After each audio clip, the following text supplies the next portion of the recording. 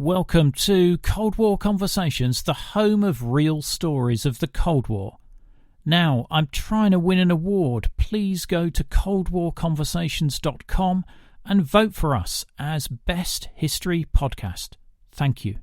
Today, the 11th of November, is Veterans Day in the US and Armistice Day in the UK. And to commemorate, I've gone back into the archive to share a vivid testimony from Tommy Clough, who sadly passed away a couple of weeks ago. And I looked through a gap in the hills, and all I could see was the bloody enemy, and all they looked like were ants. There were swarms of them, literally swarms and swarms. And I knew then we were in trouble. This is Cold War Conversations.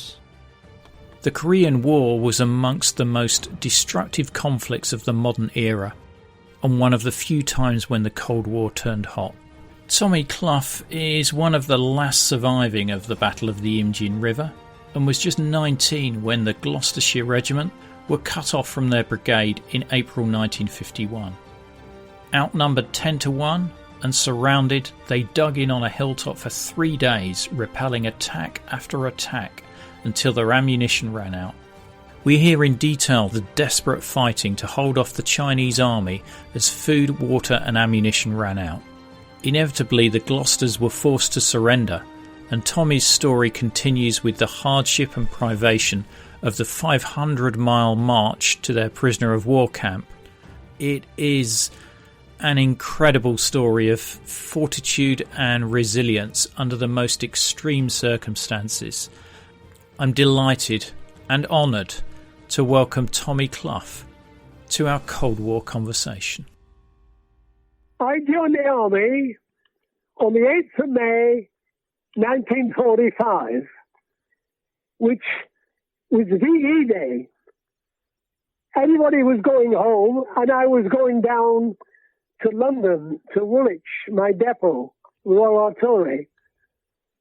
And I was only 14, and I was 8 years old when the war started, and I followed the war, obviously, because my dad went to France, came back through Dunkirk, and then went out to the Far East, and he was taken prisoner by the Japanese at Singapore.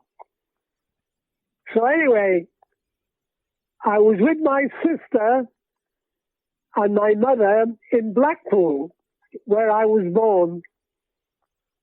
And on the 8th of May, well, prior to the 8th of May, a friend of mine in school, he wanted to join the RAF, and I always wanted to join the Navy. Anyway, he came into school one day and said, "Let's join the Army." I said, "I don't want to join the Army." He said, "No, I don't really, but it's the only service that's taking boys." So anyway, I joined. I twisted my mother's arm, and she signed for me to join. So that was the 8th of May. World War II finished completely in August 45. My dad came home and said he was a different man to what he was when he went away. But he said to me, "Right, Tommy, I'm going to get you out." And I said, "Why?" He said, "Well, you joined the army against my wishes." He said, "I wasn't able to sign for you to join. You twisted your mother's arm and joined." So I said, "Look, Dad, I don't mind. I like the army. I joined it for adventure and travel." And believe you me, Ian, I got more than my fair share. But anyway, when I got into man service, almost straight away, I got a posting order to go to Worcester, where my battery was folding up, because I joined the Royal Artillery. And the battery I was joining was the 170th Independent Motor Battery. And I was with a medium regiment at the time, firing the 5.5s, which were quite a heavy gun. And I was going to a mortar battery. And as you know, a mortar is a light piece of armor. And anyway, I was what they call a technical assistant, Royal Artillery. Sounds very posh, but it's nothing really. But I wasn't actually on the guns. I was up the sharp end with the infantry. And we were performing target observation. We had a captain, Captain Wisby, who was a regular soldier, and he'd been called back for the Korean War. And in fact, he was awarded a military cross in Italy during World War II. Anyway, I went to Worcester and went on leave in Blackpool, embarkation leave, and then left Southampton in September, I think it was, on the HMS Hallidale. Got to Korea after going seeing the sights in Colombo, Singapore, Hong Kong, you name it, you know. It was like going on a cruise. And I was thoroughly enjoying myself. And we were a mixture in my battery of regulars, of which I was one, regular reservists who were called back for the Korean War, and national servicemen who were volunteers. Because if you were a national serviceman, to go to Korea, you had to volunteer. So we landed in Korea the end of November. It took us 5 weeks anyway to get there. When we got offshore, we were about a mile out, and we were all saying, "What's that smell?" And the crew said, "That's Korea."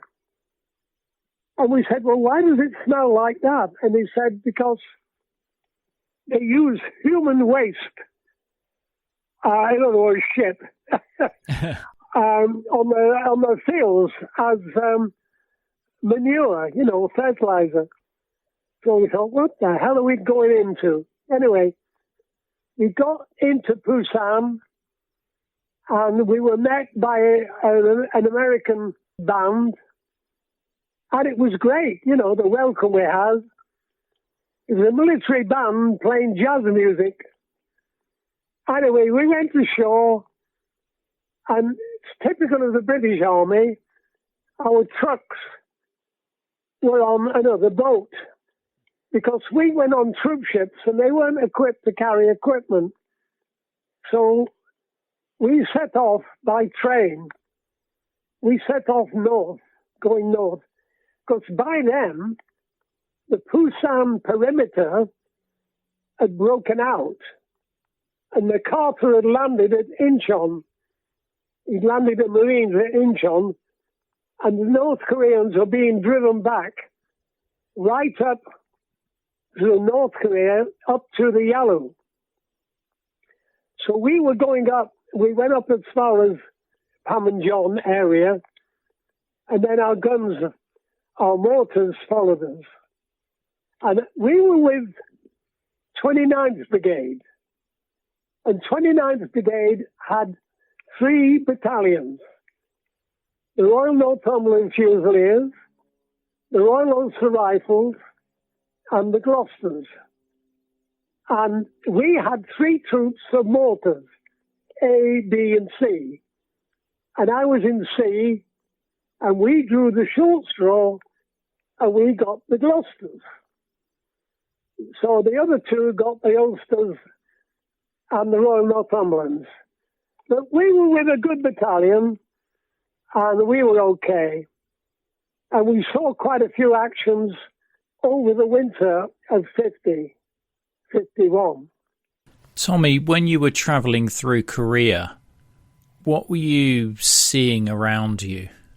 Yeah, well, we saw a lot of guerrilla action because the North Koreans were leaving guerrillas behind to cause trouble. But that was the Gloucesters mainly. We didn't do a lot of firing of mortars until the Gloucesters took a hill called 327. That was south of Seoul on the way up. And the Gloucesters took this hill. And of course, we were supporting them with mortars. And that was when I first saw my real dose of action as an OP observer. Because when we were going up the hill, I had, because as you know, with the artillery, well, with anybody in the British Army, wireless communication is vital. And I had strapped to my back 2 heavy batteries to maintain our wireless communication. And when we got halfway up the hill, somebody shouted, "Incoming." And we heard a shell coming, and everybody dived down, except me. I couldn't because I would have broken my back. And I had these batteries on my back, so I just lowered myself. And as I did, there was another OP about 100 yards in front of us from a regiment called the 45th Field, a Royal Artillery 25-pounder regiment, who were brilliant, really brilliant. They're really good. But the shell landed right in the middle of the OP, and I saw them killed. Or at least I thought they were all killed. They seemed to rise up in slow motion, you know. And we walked over the area after the medics had cleared it, and there was skin and bone everywhere.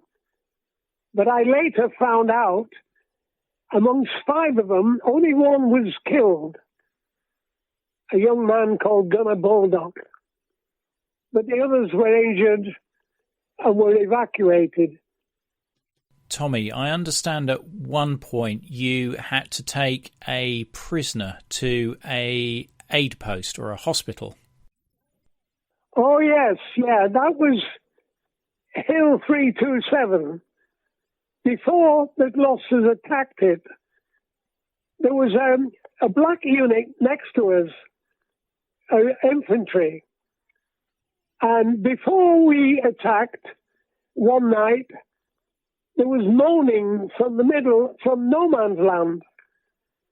Now, we weren't sure whether it was the Chinese giving us a come on.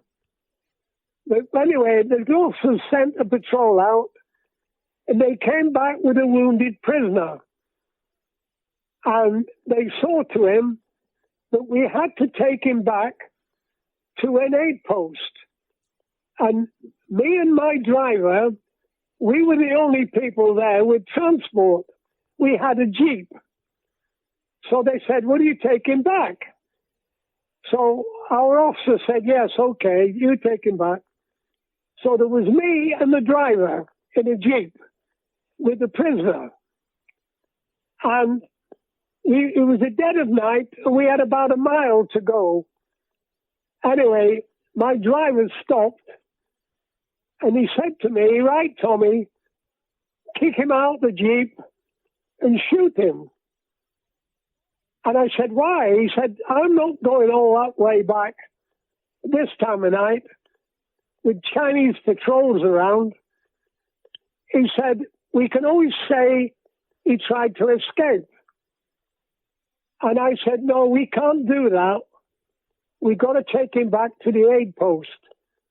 Anyway, we did. And we found out afterwards he was able to give our intelligence people quite a lot of information. So it's just as well we didn't shoot him. Yeah, absolutely, absolutely. So anyway, we eventually got up to the Yalu in North Korea after seeing a few other smaller battles. And we were almost at the Yalu River, which is the river border between North Korea and South China. And we were almost there. The Americans were in jubilation. They thought the war was going to be over. But then the Chinese came in. I'm afraid then it was dugout time. The Americans retreated, and we had to go with them, of course, because by then, and well, anyway, before we landed in South Korea, the United Nations had joined in the battle. And but everybody thought the war was going to be over, but it wasn't, obviously. It lasted another 2.5 years. But anyway, the Americans retreated down south again. Seoul fell, that's the South Korean capital, fell again to the North Koreans or the Chinese. And then we slowly began advancing north again. That is the United Nations.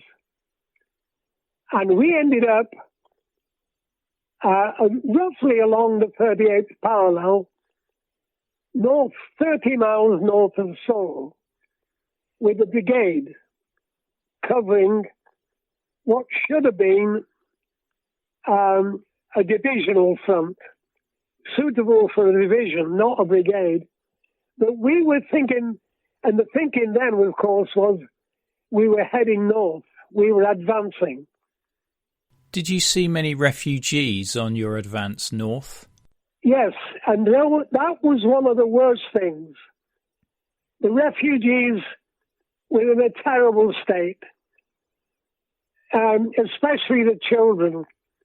I mean, it was a bitter winter. The winter was bitterly cold, but they were shoeless, almost no warm clothing at all, no food, and they were just drifting backwards and forwards with the battles. And they were in a terrible state. And that's always the case, obviously, with most battles in whatever war you go to. The civilians are always the worse off. I mean, we were fighting a battle, and we were getting 3 meals a day. We were well fed, but they weren't. And we used to kind of, as much as we could, we used to share our food with them. But it was difficult because we were fighting a war, and the Americans were trying to keep the roads clear so that we could advance. And they were jam-packed with refugees. And of course, the Chinese used the refugees to infiltrate our lines. They dressed in civilian clothes and came through with the refugees. And suddenly we'd have, in the middle of the refugees, we'd have Chinamen shooting at us, you know. So it was difficult, but it was very, very bad refugee style. We saw babies abandoned, but the babies were already dead because of the cold. So there was no point in carrying a dead baby. So they abandoned them, obviously. But I don't think any of them abandoned a living child. I don't think they would do it. We also saw atrocities being committed, which we reported. it was by the North Koreans and the South Koreans. The North Koreans were just killing everybody who they thought wasn't a communist. And the South Koreans were doing the opposite. They were putting people on trial who they thought were communist sympathizers. And there wasn't much of a trial, really. They were just assassinating them, you know. So that first year of the war was pretty bad. Very bad. Conditions were bad. The weather was bad. And it was pretty grim all round. And we weren't used to withdrawing quite easily. Unfortunately, we don't say too much about it, but the Americans did. Because they weren't sure when the Chinese came in, they weren't sure that they were starting World War III, you see, when the Chinese came in, because MacArthur wanted to go into China to attack the air bases where their aircraft were coming from, because the aircraft were Russians, MiGs. And we occasionally saw a strange looking Chinaman in a Russian uniform. But that is another story. So you think like Soviet advisors or something like that? That's right, yes, yeah. I mean, we saw most of that after we were taken prisoner. Can you take me back to the Imjin River and tell me what was going on at the time? We were static for about 3 weeks, and we didn't know where the enemy was. We sent patrols over the river, across the Imjin, and I went with a couple of patrols, and we didn't see anybody. No enemy, no trace of the enemy. We didn't know where the hell they were, because we were trying to find out where they were, what their intentions were, and what their strengths were. Anyway, on April the 22nd, the Gloucesters put a patrol down the river because they half expected something to happen. And it did. The Chinese started to cross. And the patrol, it was a 10-man patrol with a second Louis, a second lieutenant in charge. And they sorted the Chinese out. But eventually, they ran out of ammunition, and we were firing as well with our mortars, but they had to pull back. But meantime, the Chinese had got across. My OP officer, who was called a fool in those days, FOO, he should have put an L on the end. But anyway, when the Chinese were coming in on the 22nd, the 23rd, we were in position on Castle Hill on the 22nd. And I said to my CO, I said, are there many of them? So he handed me his binoculars, and I looked through a gap in the hills. And all I could see was the bloody enemy, and all they looked like were ants. There were swarms of them, literally swarms and swarms. And I knew then we were in trouble. And when we got back to the mortars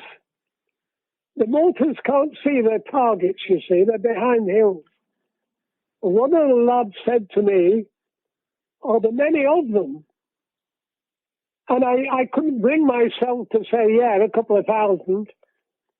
I said, yeah, there are quite a few. And that was one of the first. It's a minor understatement of the year, because whilst we were on 235, Brigadier Brodie, our brigade commander, was asked by the Americans, what are things like on your sector, Brigadier? And he should have said, we're up shit creek without a paddle.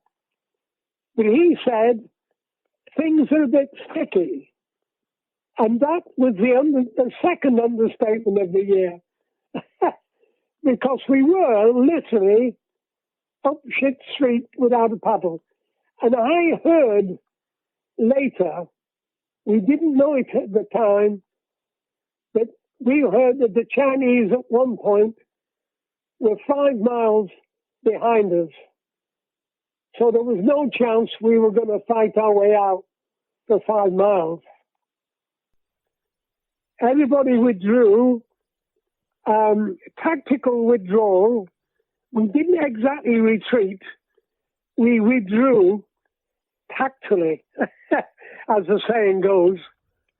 And Colonel Kong decided to gather all his companies in onto Hill 235. The hills were given numbers according to their height in meters. And we were on 235 next to another feature which was called Kamak Sam, which is higher than ours, and the Chinese had occupied. Anyway, we got into position. We took our mortar barrels with us in case they fell into Chinese hands. But we couldn't manage anything else. We could only manage the barrels, because normally they're towed by truck. So we left our trucks. Battalion HQ pulled out, and we followed them up the hill and took up positions. In the meantime, the rest of the brigade were pulling back. The Northumberlands, the Ulster Rifles, and the Belgian Battalion. They pulled back, a great loss, mind you, and they managed to get out. But we were stuck on Hill 235. And eventually we became surrounded. Tommy, when you saw that number of Chinese attacking you, did you think that was going to be the end for you? Or did you believe that you were going to be able to fight off that number? Well, I thought we could, tell you the truth.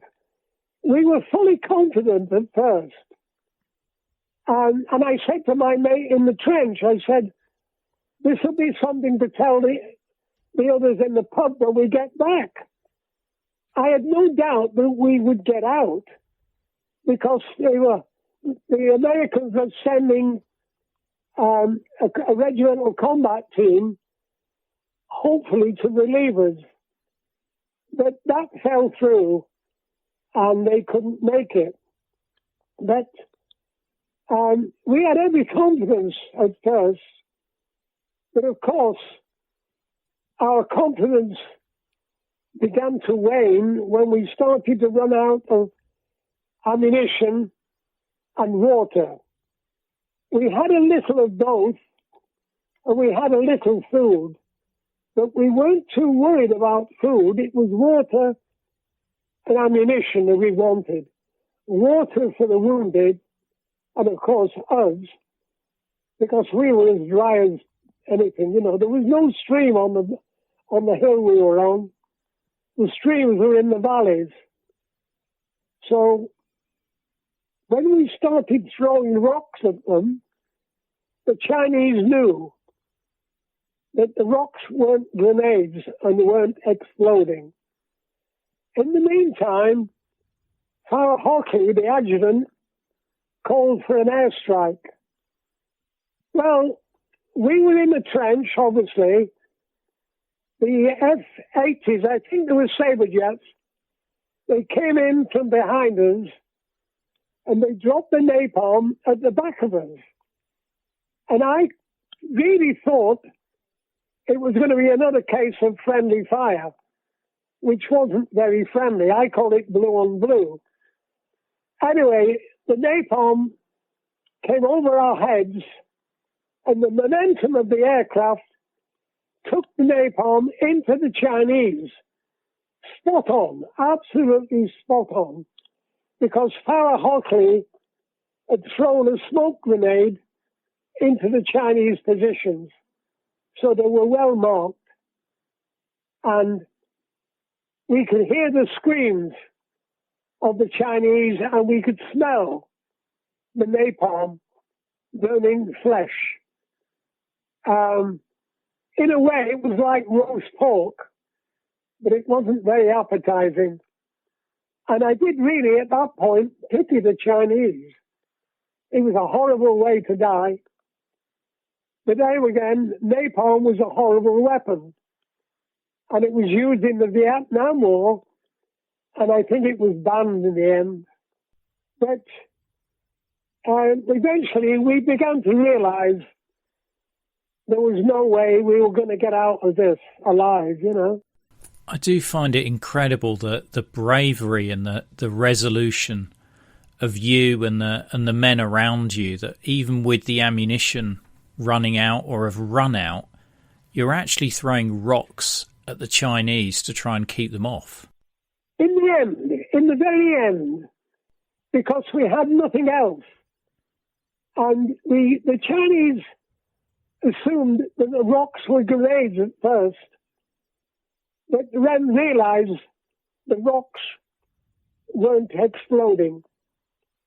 So they knew, as well as we did, that we were definitely up shit street without a paddle.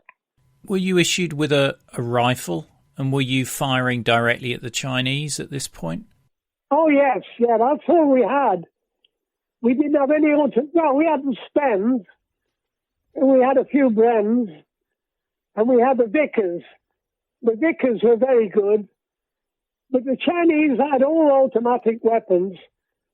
They had Sten guns, they had Bren guns, they had weapons left over from World War II, and their only drawback was ammunition, because they had a mixture of guns and everything, whereas we had mainly 303 Lee Enfields, and the Vickers and the Brems used the same ammunition.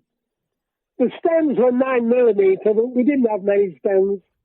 They were useless anyway. So presumably this was the first time that you were actually aiming a weapon and aiming to kill another person at this point. Well, I suppose it was, being artillery, you know. And we let the infantry do the fighting. Doing my research for this episode, Tommy, I discovered that you had a rather unusual method for keeping the Vickers machine guns cool. Oh, yeah. Yeah, I mean, I'd seen it in many a wartime film, you know, and they passed the bucket around for us to pee in for the Vickers to cool them. But we couldn't, we hadn't had any water for days, so it was very difficult.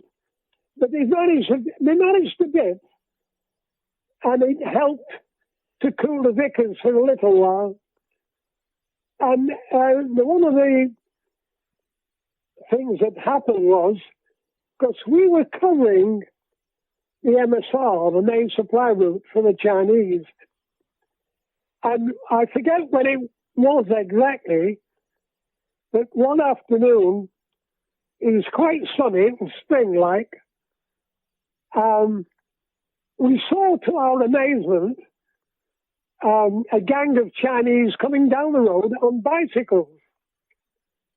And the Vickers couldn't believe it. And they opened up, of course. And the Chinese were going along as if they were on a Sunday afternoon outing, you know. And suddenly the Vickers opened up on them. And they were all over the road, with bikes and God knows what. So that bucked us up a bit. but the poor Chinese didn't know what hit them.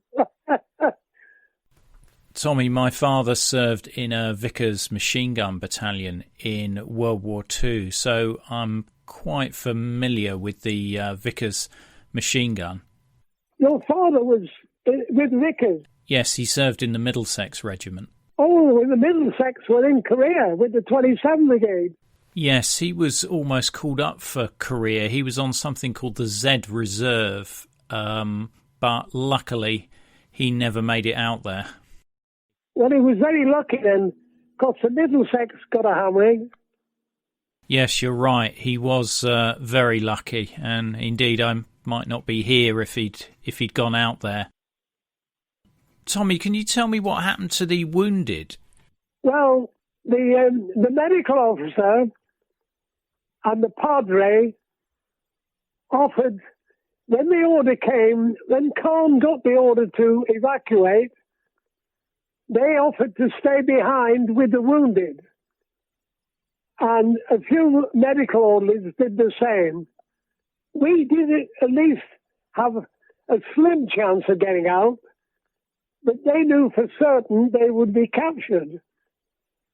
So they stayed behind with the wounded. And a friend of mine, Sam Mercer, he was the inspiration, really, for Andrew Salmon's book, To the Last Round. And Sam, he lost an eye in the battle, where his platoon commander got the VC. And then, after being taken prisoner, he was shot in the leg by a wounded Chinaman. And he was taken prisoner, of course, like all of us. But he was a very brave man, was Sam. And the other man I admire greatly was a man called Lofty Lodge. You may have heard of him. He was badly wounded in the arm, and all the time in the camp, he couldn't use, I forget which arm it was, his left or right arm, and the hand was just a claw, he couldn't use it. And they were repatriated 6 months earlier than us on what was called Little Switch through the peace talks. And when they got home, Sam Mercer had to have his leg amputated, which he did, and he had a prosthetic put in. But he left the army, and he lived until about a fortnight ago, and he died of pneumonia, although he was admitted with pneumonia and the virus. But Lofty, he got back, and they said, "We're going to take your leg off, your arm off." And he said, "No, you're not. I'm keeping it." And they said, "Well, you never use it again." And he, believe it or not, he got back up to peak fitness and joined the SAS. And Lofty Lodge was like his name. He was lofty, and it was as broad as this armchair I'm sitting in. And he was a legend in the SAS. And he died probably about 12 years ago of leukemia, which was a great pity. He was a lovely fellow. He lived in Hereford. And I went to his funeral. But it was strange because there was only a couple of us there, ex-POWs, and the chapel was packed with SAS, and not one of them had a medal on. Of course, we wear medals, obviously, to military funerals, but not the SAS. But Lofty was a legend, he really was. Tommy, I really appreciate you sharing the stories of those brave men. I think it just really illustrates the fortitude and bravery of those that served. Can you share with me the circumstances of your capture? But what happened was, when we were getting out, or trying to get out, me and another man, we tried to catch up with our fool, our officer, because we thought the best way would be to follow him, because he knew the area better than we did, although I knew the area fairly well. And we were going up this small hill, and a Chinaman stood up in front of me, about 10 yards or so. And by the side of him was a Bren gunner. Well, it was a gunner with a light machine gun. It looked like a Bren.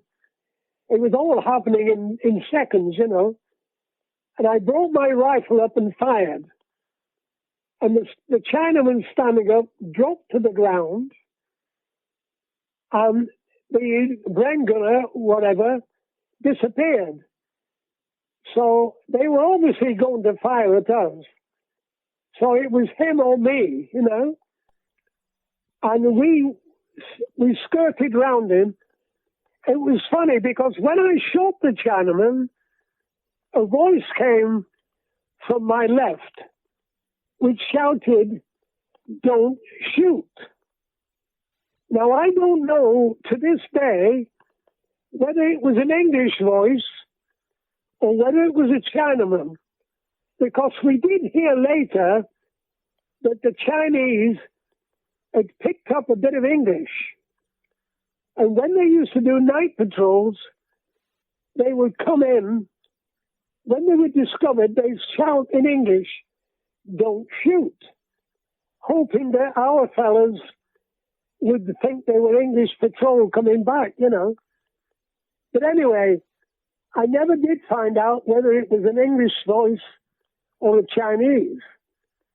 But anyway, we carried on, and it couldn't have been more than 20 minutes, half an hour at the most. Suddenly, they started to come down either side, because we were in a valley, and a voice behind one of the officers, and I've got a feeling it could have been Father Hockley, the adjutant.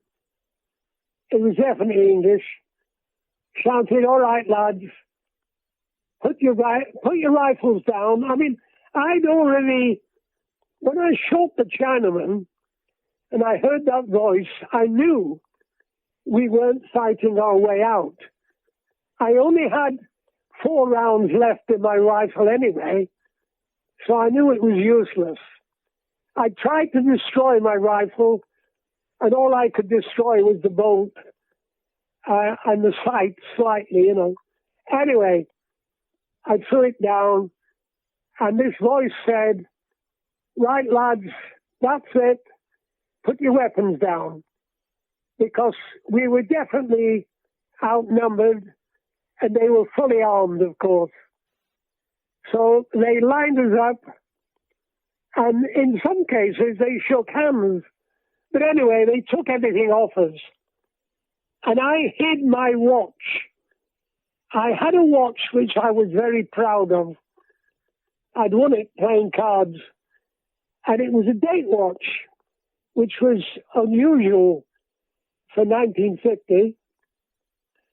But I hid it, and I won't tell you where, but the Chinese didn't get it. There was a body on the ground covered with a ground sheet. And our sergeant major said to the Chinese, he beckoned for this body to be uncovered, and it was a Chinaman that I'd shot.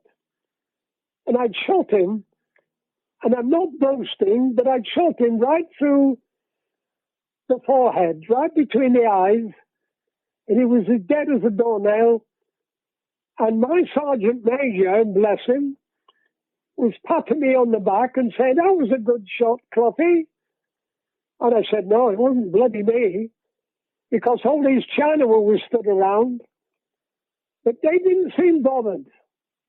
It didn't seem to bother them at all that one of their number had been shot by a British soldier, you know, because I think most of their troops were cannon fodder.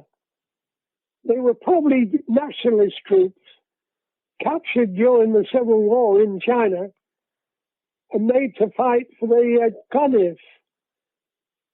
And their heart was in it. But when they attacked, they were either very brave or drugged or being driven from the back.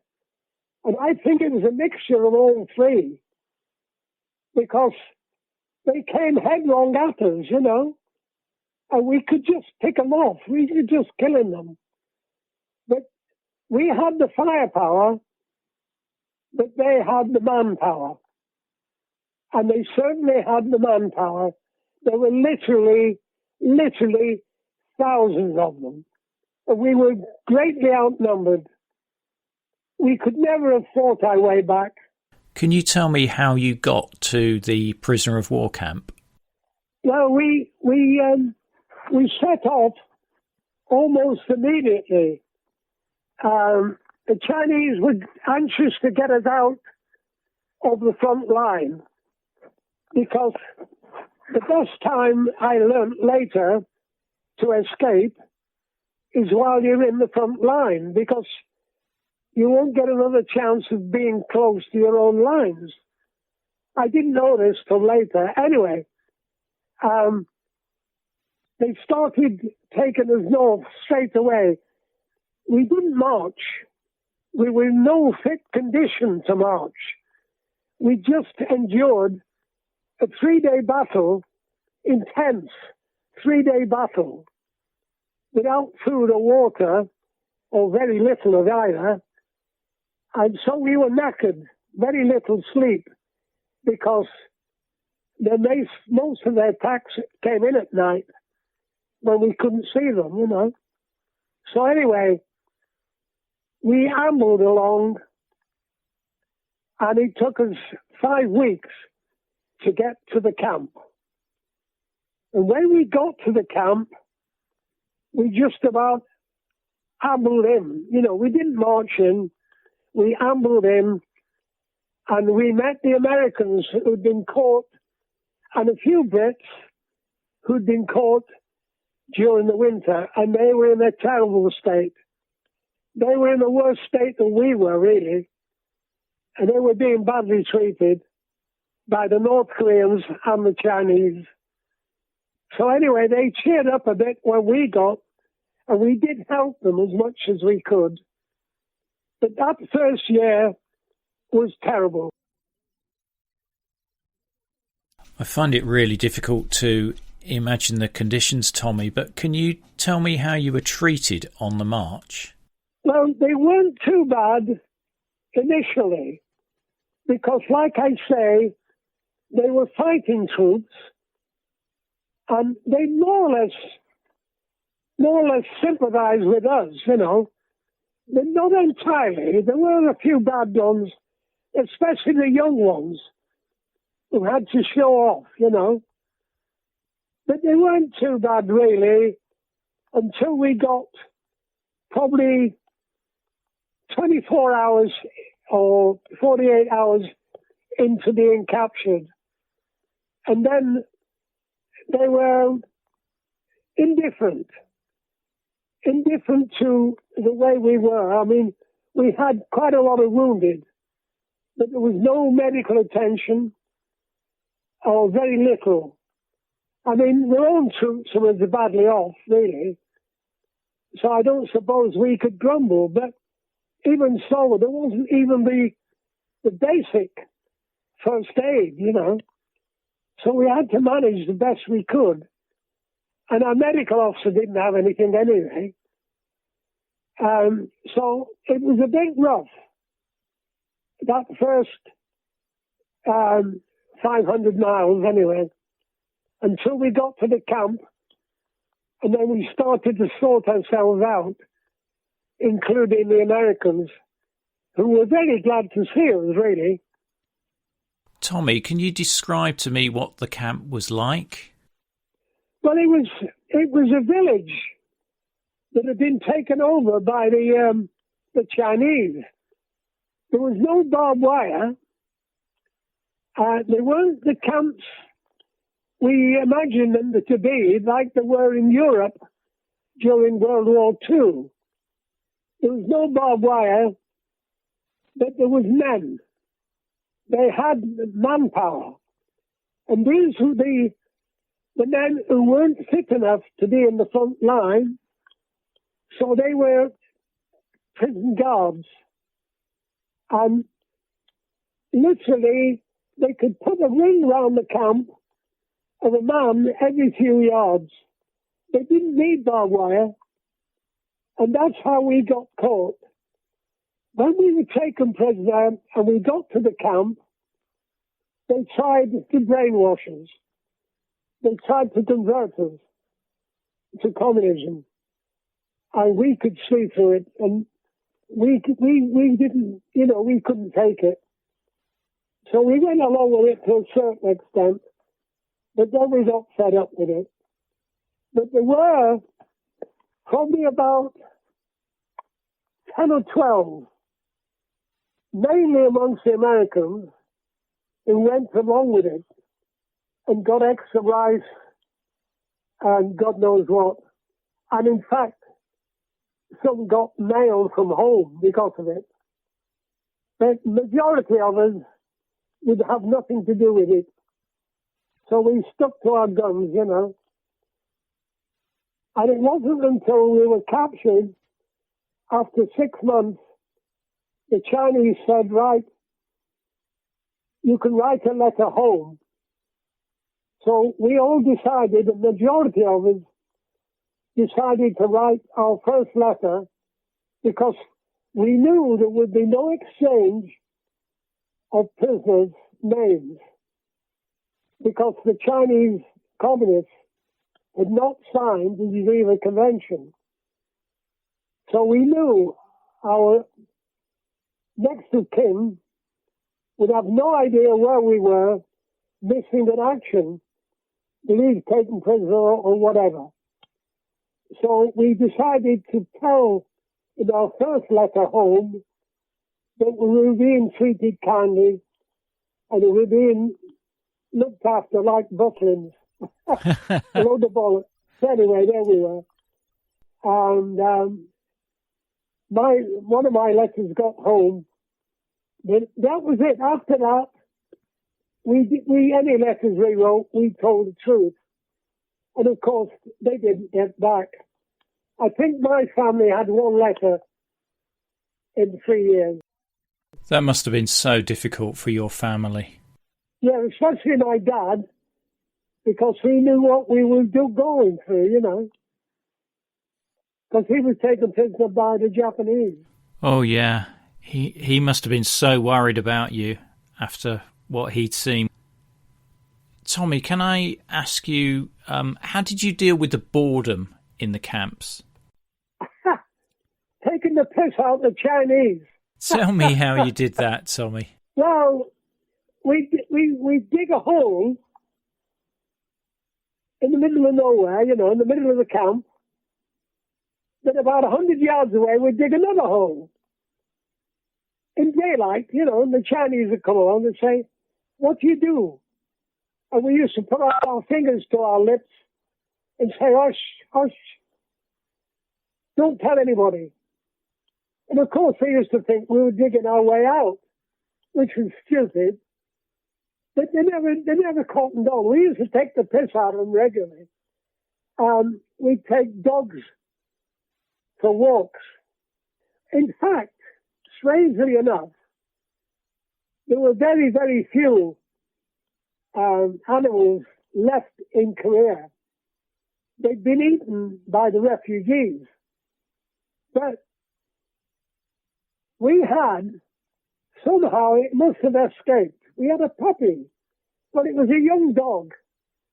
And it had come into the camp somehow, and we looked after it, being PWs, and being British, we each gave a spoonful or whatever, and we kept this dog going. And the Chinese thought we were fattening it up, because they eat dogs and cats, And anyway, we kept this dog, and he was our pet. And then suddenly, he disappeared. We knew the bloody Chinese had him. And one of the lads came back and said, yes, he'd seen the dog's pelt, the coat, nailed up outside the Chinese headquarters. And we tackled the Chinese about it. And they said, well, if you weren't going to eat it, we were. So anyway, we moaned, but we obviously couldn't do much about it. But we used to take the piss out of them as much as we could, and we'd take it to the edge, But that's how Kinney, a man called Kinney, who used to take it out of a rotten, and he got the George Cross for doing it, and he joined your dad would remember him because his brother, Kinney's brother, was in the Middlesex. He'd been killed in the early part of the war, in the first few months. And Kinney joined to avenge his brother. And he certainly did that all right. But he came back and he got the George Cross. Incredible, Tommy. Incredible. Can we go back to the moment that you get captured on your escape attempt? When we escaped, or tried to, we were given the route out because there was a river on one side of the camp, and that was the best way out because you could ford the river. And we were given a route out by the escape committee. We only knew one man, mind you, and we started out, and we were doing fine. We got near the river, and then suddenly a guard appeared who shouldn't have been there. And I'm convinced to this day that we were given away by somebody. We were crawling through the bushes, and the Gloucester, Dave Green, he had fair hair. So he had a woolly hat on over his hair, so it wouldn't show up in the moonlight. And he was in front of me, and suddenly I heard a rifle being cocked behind me. It was obvious to me what was going on. There were no lights or anything at that stage, but I heard the rifle being cocked, and I tapped Dave on the shoulder, and I said, Dave, we'd been recaptured. And he couldn't hear me at first. And I thought, any minute, we're going to get bloody shot in the back, Anyway, he pulled his cap comforter off. And I said, we've been recaptured, Dave. When I said that, the lights went on, and the whistles blew, and all hell let loose. The camp lit up, virtually. And they split us up. They put handcuffs on me and put me in solitary straight away because they wanted to know who helped us escape. And I was no way going to give my mate away, Ted, in the escape committee. So I kept stum. I gave them false names at first, like Gary Cooper, Mickey Mouse and all this bollocks. And then they started to lean on me fairly heavily. And they used to call me, my name is Clough, Clough, but they couldn't pronounce it. They used to call me Cloggerfer. And every time they said Cloggerfer, I used to bloody laugh. And I'd get a few slaps. Because they thought I was laughing at them. Well, I was in a way. Anyway, I gave them these names. They came back to me and they said, you are lying, Cloggerfer. Slap, slap. And used to drag me out at all times of day and night. I was in a vacated toilet. It was quite good by Korean standards, where the only toilets they had in those days was a hole in the ground, because, like I said earlier, they used to use human waste on those crops, you know. But anyway, they put me in this disused toilet, which was a concrete block with a hole in it, with a plank over it, and the plank was my bed. And I had handcuffs on, and I had those on for months, and they kept tightening them up, and they kept telling me that they would take me into China, they would bury me so deep I wouldn't even stink.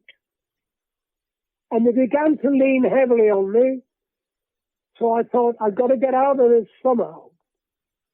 And I told you about some of the people who went along with the Chinese. They were called progressives. We, who didn't go along with it, were called reactionaries. And we hated the progressives. We didn't do anything with them. We just ignored them, which is just as well, really, because the Chinese would have come down on us. Anyway, I thought, right, I'll put the cat amongst the pigeons. And I gave them these names of these people who they thought were going along with them. Anyway, a fortnight went by, and I thought, it's worked. Because obviously they were investigating these people. They came back to me again and they said, Clough, you're lying. They took me out of my solitary, took my handcuffs off, which was painful, and then put me in what we used to call the Kennel Club.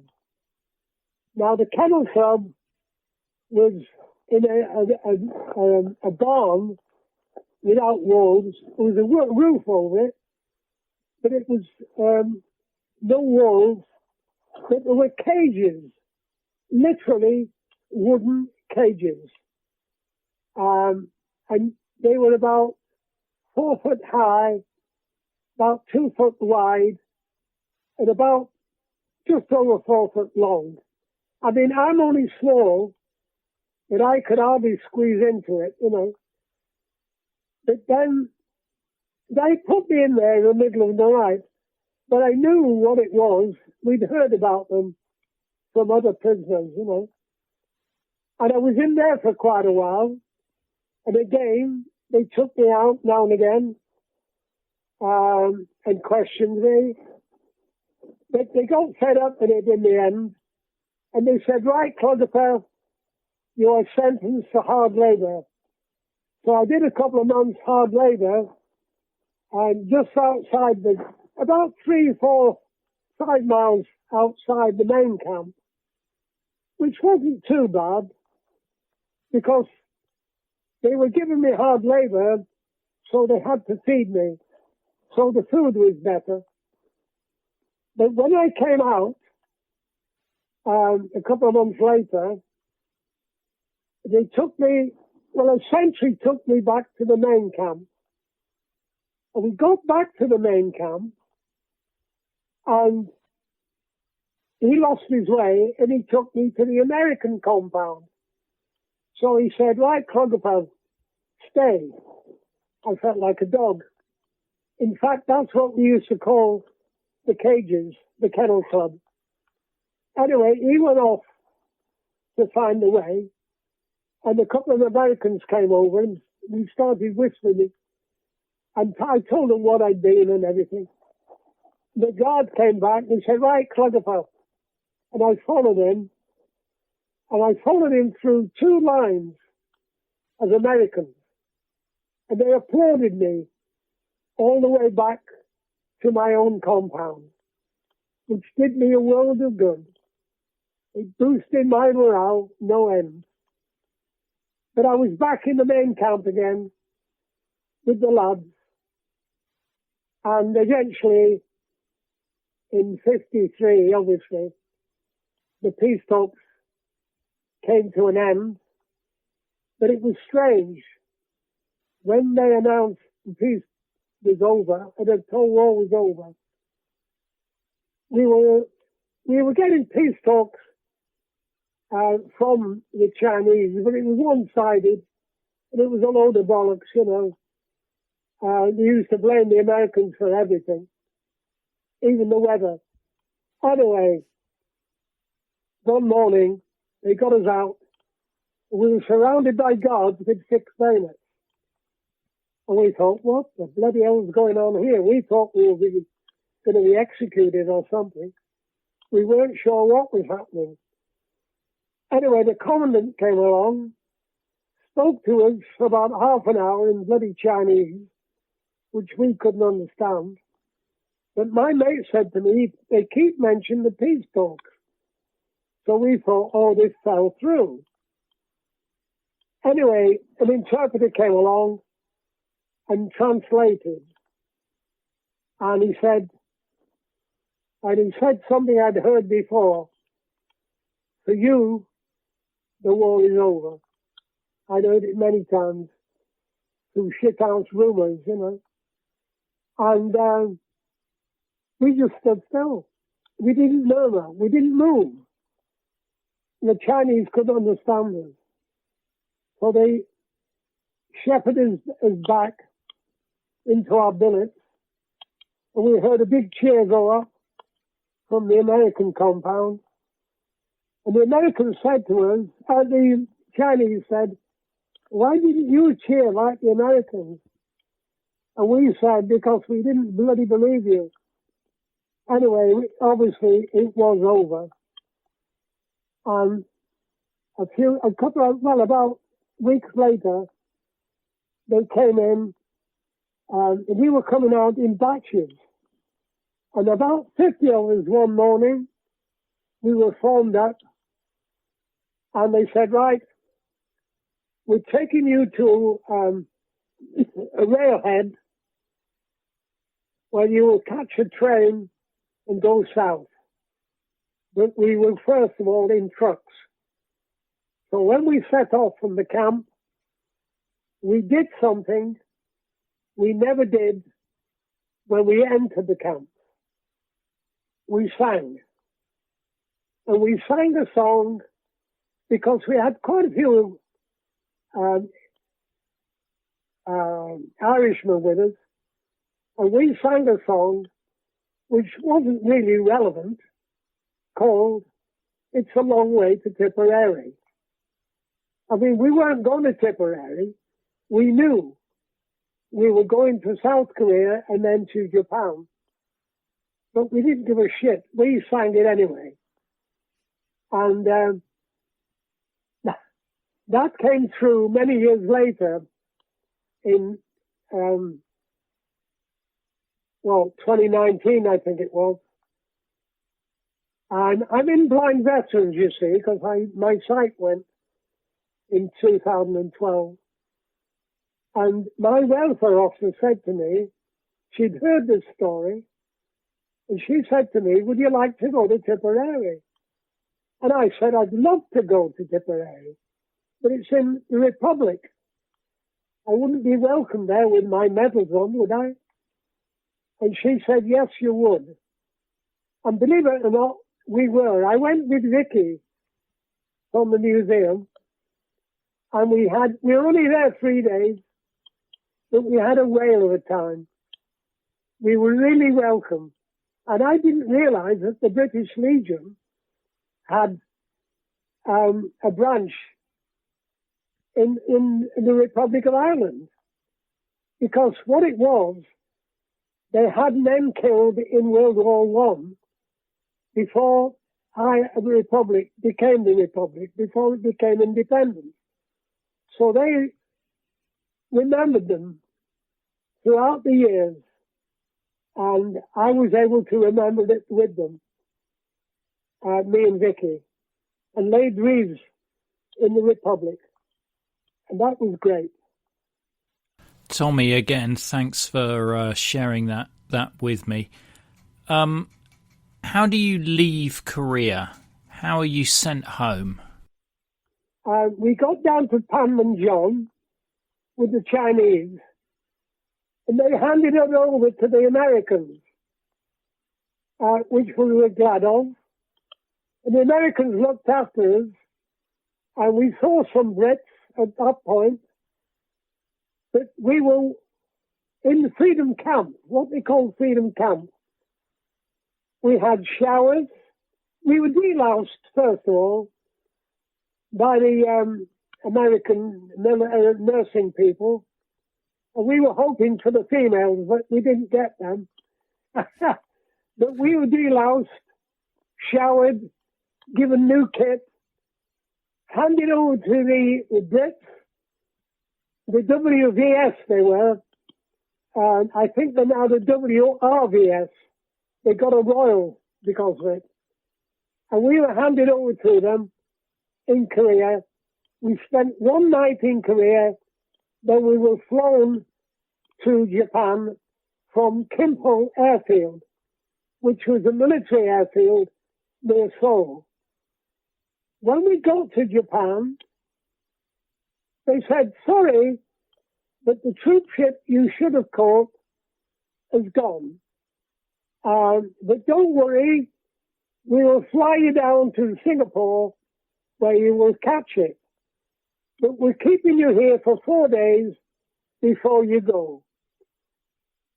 Well, you can imagine 4 days in Japan with 3 years back pay, and we got to Curie, which was the Commonwealth base, and they said, well, sorry fellas, but there is a curfew. And the Americans had occupied Japan, of course, after World War II, and they were still there, and they were in control. But they allowed us to have a base in Curie, which was a Commonwealth base. Anyway, the first night there, we were all stood up. We went into town, and we had a whale of a time. We got on the trucks to go back. They took us back to the camp. Then they said, right, all you lot, pointing to us in all our new kit, get back on the trucks. They took us back. This is the MPs, red caps. They took us back into Curie and said, right, away you go. And I've never said a bad word about a red cap since. We had 4 days of, we went wild really, but we took it easy on the way home. Tommy, that must have been an incredible feeling of relief and elation. What was it like that first time you stepped back onto British soil? Well, we got back to Southampton in the middle of the night, and we had to stay out in the Solent until the morning because arrangements had been made for people to meet us, our next of kin, you know.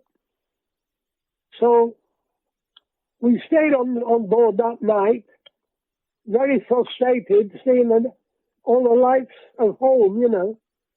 But the next morning we docked and we were met by our next of kin. They'd been given rail warrants and everything to come down because my folks were in Blackpool. We were in the dream. We were in cloud cuckoo land, you know. It was so hard to believe after 3 years in Korea. I mean, as you know, Korea was devastated, absolutely flattened. We came back through Seoul, and there was only one building standing, and that was built by the Japanese, because Korea and South China had been occupied by Japan for the last 30 years, before World War II, you know. So we got back, and our parents were there. My mum and dad were there, because I wasn't married then. And my girlfriend, who became my wife, she wasn't sure where I was, because when I was going to Japan, I could only allocate 2 next of kin. So obviously I allocated my parents. But I told my sister in Blackpool, I said, look, if anything happens to me, which it won't, because we thought the war was going to be over by the time we got there, I said, but if anything does happen, write to this girl in South Wales, who I met when she was 15 and I was 18. And anyway, she started writing straight away. So they were pen pals by the time I got home. So she came up to Blackpool and we got together again. And a year later, we got married. And I've now got 3 daughters. I can't remember how many grandsons. And I've got great-grandsons. So I've got quite a family, which, if it wasn't for my good luck, wouldn't be here now. So I'm very lucky. I was very lucky. I got through the battle. I got through imprisonment. And I ended up doing 30-odd years in the army. So I was very, very lucky. And as you know, I've just passed my 90th birthday. And many happy returns to you, Tommy. I'm lost for words, really, because you've shared with us such incredible detail of your hardships and struggles that you had to survive in Korea. I'm immensely humbled and honoured that you've shared this story with me, and so appreciative of your time, Tommy. But I did have one more question, and it was, how easy was it for you to adjust to normal life on your return home? Very, very difficult. I used to lay in bed until 3 o'clock in the afternoon, and my parents were working, and I'd just get up, and my dad made me get out. He used to take me to see Blackpool playing football and stuff, and made me mix with people again. But I was very reluctant to go out, really. I've got that used to not seeing anybody else but POWs and Chinese, you know. But I got adjusted, obviously. You do after a while. You realise that life goes on, and you get back to normal pretty quickly. But like I say, I never spoke much about the war for a long time afterwards. And it's only in my recent years, I didn't go back to Korea until 2010. That was my first revisit.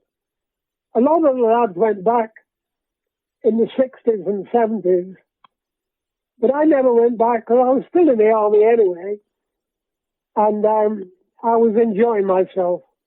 And I've got absolutely no regrets at all. Absolutely none. Do click on the link to the episode notes for videos and further details about this episode. Don't forget, if you like one of those Cold War Conversations coasters and help support the show, then head over to coldwarconversations.com/donate. If you can't wait for the next episode, please visit our Facebook discussion group, where listeners just like you continue the Cold War conversation. Just search for Cold War Conversations in Facebook. Thank you very much for listening. It is really appreciated. Goodbye.